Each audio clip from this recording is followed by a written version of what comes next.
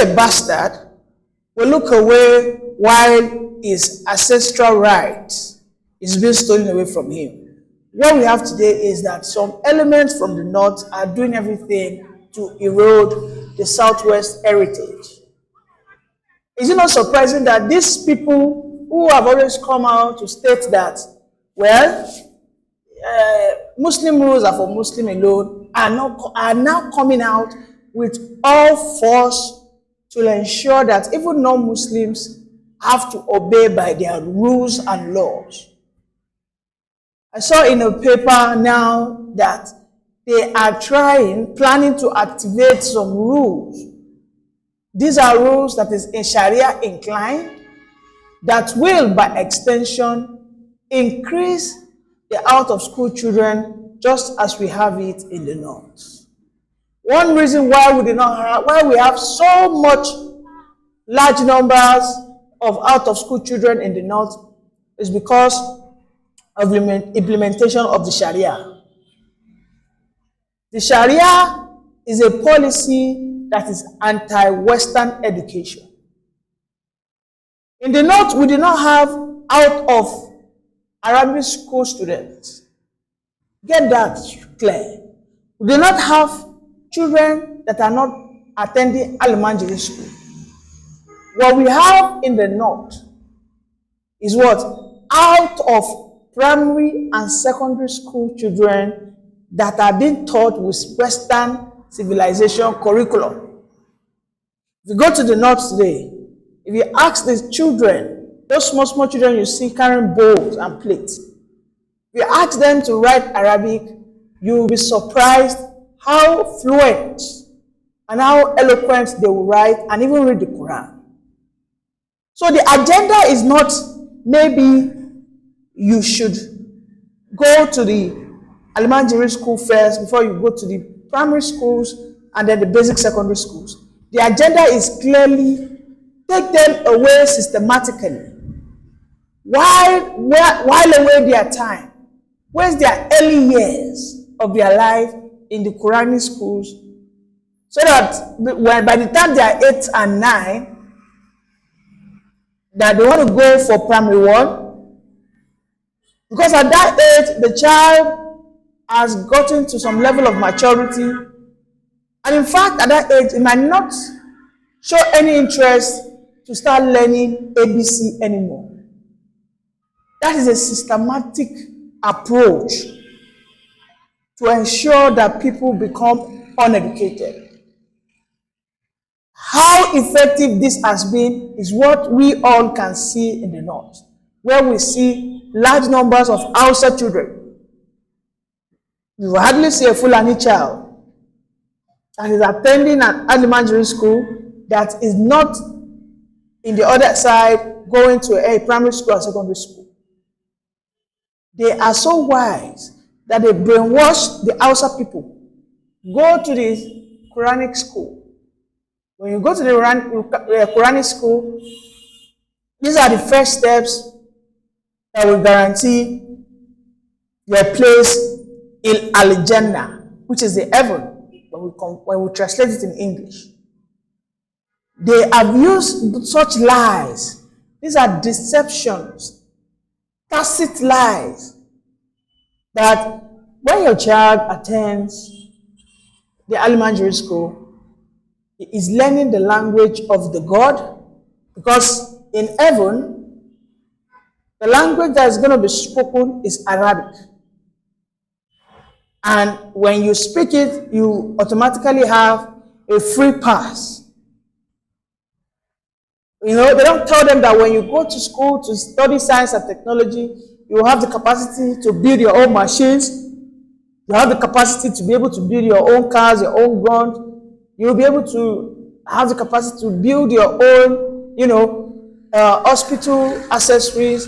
You will have the better understanding on how you can cater for your cattle. They're not going to tell them that. They just lie to them. And meanwhile, the Fulani children attend schools. If you go to diaspora today, if you go to China, I believe most of you know Dambelo. Do your research. Is Dambelo an Hausa man or a Fulani man? Do your research, go and check who his father is. My point is this. You will see the Fulanis who control the affairs of the Hausas, their educational, let me just say their economic, societal affairs. Those dictating it are the Fulanis. They lay down rules that deceive the Hausas, whereas they are operating on a double standard. They attend the school of Quran and they also go to the Western schools. And this is why you see that most of the time they are always the ones who are competent to take up the leadership role in the North. The same agenda is what they want to bring down to the Southwest, deceiving some of us Yoruba morons, those ones calling themselves descendant of the Sultan. I mean, we have a lot of them. If you go to Oyo, if you go to Ibarapa, if you go to Iwo, look at the Oniwo of Iwo land, the man that says that he is a chronic Muslim and he doesn't have any regard for the traditional rights. He doesn't respect the culture of the Yoruba anymore. He has said that the religion surpasses all cultural rights and rituals. So therefore, he is not going to do anything. That he will only pay obedience to the Islam. And of course, the person he sees as the supreme leader is not the Oni of Ife, that is the Sultan of Sokoto. You can imagine such moronic statements. These are the issues. This is the agenda. Because now we can now see that in some Yoruba land, like in Ilorin, which is still contested, maybe is Ilorin still a Yoruba land, or has it finally been ceded to the Fulani Caliphate? Some areas in Ilorin now are also undergoing the law of the Isba, which is clear, shut down schools. Shut down what? Schools in that community. If you happen to have a Christian school within that community, that school must be shut down. That school must be what? Shut down. Apologies for the sweat, but this matter reached to the sweat. Because the tension, the intimidation, the high-handedness of these elements, these people from the North is becoming one too many. Because before you settle one, another one has risen up. Before you look from your left, there is another chaos going on in your right. When you say that, why is the Sultan writing a letter to the Southwestern governor? Before you know it, one king who has been brainwashed by the Islamic ideology will be saying nonsense. And all of them are all working in line. You know, they are all working towards the agenda of the Fulanization of Southwest. So this is a big issue, and I think I need to be sweating profusely. Because if care is not taken, if we fail to rise and speak up and then take action, which is the most important thing, by tomorrow we might no longer have churches in Southwest. Or if we are going to have churches, they might be at the boundaries. We might no longer have what we call freedom of movement. We might no longer have what we call freedom of dressing. Our women will no longer be allowed to climb Okada. Our women will be told to put on the veil, and it will be enforced. I mean, in the North, let me tell you, just in case you don't know and you're not aware, my mom stays in the North, Kano precisely, and they are being told by the Isba police, I mean, these are the Islamic enforcing officers, that you have to put on an headgear. You know, you have to put on something to cover your face like this. If you don't, if they catch you, they will harass you, they will shame you, and you'll be called names. When I went to see my mom just shortly after the 2019 election, I went there around 2020, just before the, after the COVID. I noticed that my mom was putting on a wave, and I asked her, Mama, why are you always putting on veil now? I know you have a very long hair, and sometimes you want fresh air to probably touch your scalp. She said she got harassed. I said, harassed? How come you never told me? She said she was at fault. I said, how do you mean you're at fault? She said, well, that while she was in a sport, that all the women there had their hair covered, that she was the only one who didn't have her hair covered. And I said, so what? You are a Christian. You can decide to leave your hair open or have it closed. I don't think it is written in the Constitution that our women must cover their hair while they are in the north. That how? What? So how did this solve? Well, she said that while she was there, the people that they were together, one of them was a known person, was indeed a customer, and it was that person that gave her a cloth. He gave her just a cloth that she could use to cover her hair. And ever since then, she has been doing it. She said she has been doing this for over 14 months, that she has even gotten used to it. And then I just looked at my mom, and at that very day, I decided that I would do everything possible to relocate my mom. And then lo and behold, 2023, I went to the north, I relocated my mom. And my mom today has regained her freedom of dressing. She has regained her freedom of religion. She has regained her voice. Nobody will intimidate her. This is the sort of backwardness this caliphate plan to use to destroy the Yoruba civilization. Whether you like it or not, Sharia will throw a very heavy blow on your civilization.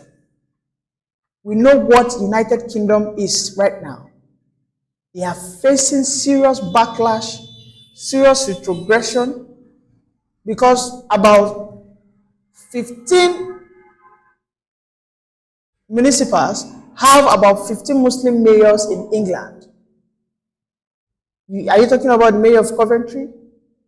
Are you talking about the mayor of Sheffield United? Are you talking about the mayor of Brentford? Many of them alike.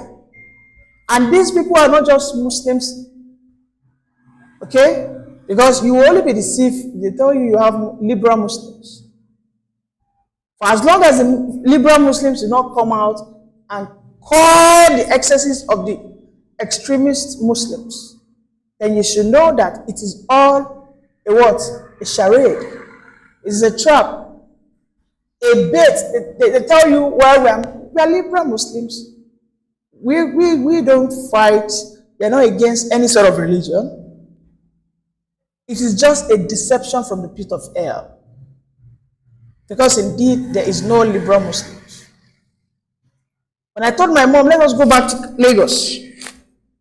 I'll find money, I'm going to set you up. You're going to be selling the same thing you sell here. Having spent 30-something years in the north, my mom had to relocate her back down to Southwest. And I can see how refreshing, how robust she has become, how she has come alive. She is no longer living with the fear that maybe these people can come and attack me because they see me sometimes at gym quarter, even in Ramadan season. Sometimes they see me, I go to church on Sundays. Now I have told her, Mama, there is nothing as such. And it is never going to happen that the Yorubas will fall for these gimmicks of the Sultan and his cohort. All the Muslim faithfuls who are radicals, who are Fulani inclined, we will continue to call them out. Because the Yoruba civilization will not be destroyed with a foreign law, or should I say foreign religion. We as Yorubas, we have our religion. And every family of the Yoruba ought to practice one traditional religion or the other. If you're not practicing Shango, you should be practicing Obatala. If you're not practicing Obatala, you should be practicing Ogun, and you should be paying homage to it. It doesn't in any way stop your progress. It doesn't in any way stop your success as a human being. And more importantly, you can do this and still go to church or mosque if you like. It was God that created all these beings. It was the same God who created heaven, created hell. Right? And we must understand that for us to believe that we want to go to heaven, then we must also believe that there's hell. It's as simple as that. If you believe that if you believe that you want to go to hell, you must equally believe that heaven exists. So you can see as above, so it is below. It simply means if you believe that there is an Allah or Jesus that you worship, then you can also believe that there is a deity that predates the colonial religion, which simply means you must regard and respect those religions. You must not necessarily be a chief priest of that traditional religion, but when it is time for you to give what belongs to Caesar, give it. We must stop this nonsense whereby we keep accepting Shariah, or is it Christianity, and our traditions is being eroded. Why has China become so successful today? Or why is India progressing? If truly that you have to be a Christian or a Muslim to move forward, to push forward, to progress, to become self-sufficient. It's not in any way. In fact, I can say categorically and confidently that one of the reasons why Nigeria has not been able to move forward is because we have jettisoned our traditional beliefs. Imagine Nigeria is still practicing its traditional beliefs, and we will have to ask our political leaders to swear by our local deities, whereby if you are from the north, there is a god that they worship there locally, and you are asked to swear by it that if you try to commit fraud, evil should betide you. Or imagine in the Yoruba land, they tell you to swear by Ogun, Shongo, Oya, or Olumba Olumba in the south. You can imagine the level of fear. You can imagine a government whereby we have a chief priest integrated into our government. We have a country that practices such. I want you to look it up. The Botswana. The Botswana, they have council of chief priests.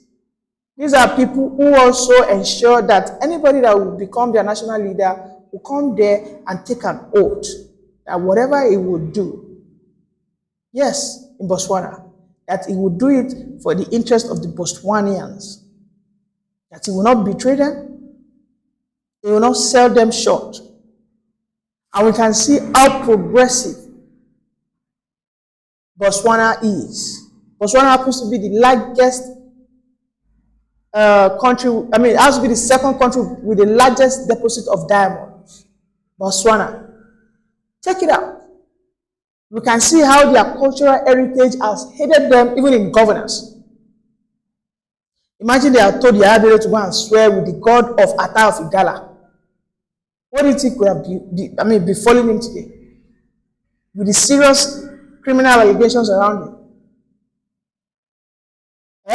A Yaya Bello who has been alleged to have stolen over 80 billion, when he wanted to become the governor, they told him that God, that deity, the greatest king in the Middle Belt, Ata of Igala worships, go into that shrine, you will go there naked, swear on your life,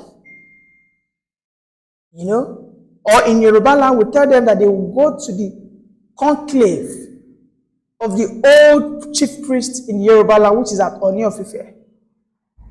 Any state in Yoruba land, when you want to be the governor, you go there.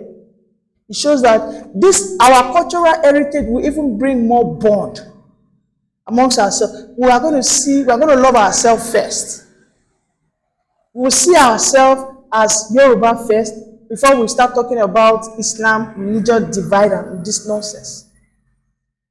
If we had this religious affinity amongst Yorubas, I tell you that the divide that we have between the Yorubas and the Igbos would have never been there.